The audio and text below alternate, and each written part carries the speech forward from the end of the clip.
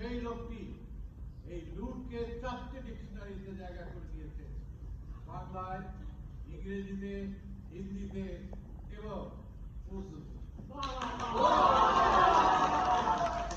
যার কথা আজকে আমরা বলছি, তিনি এই মুর্শিদাবাদ থেকে দেখেছেন আপনারা 9,000 মণি নৌকা বোঝাই করে কলকাতায় নিয়ে গিয়ে সেগুলো লন্ডনে পাচার করে দিয়েছিল। ভারতবর্ষের 200 বছর ধরে এই প্রক্রিয়া চলেছে এবং তারা লন্ডনকে সমৃদ্ধ করেছে, ইংল্যান্ডকে সমৃদ্ধ করেছে।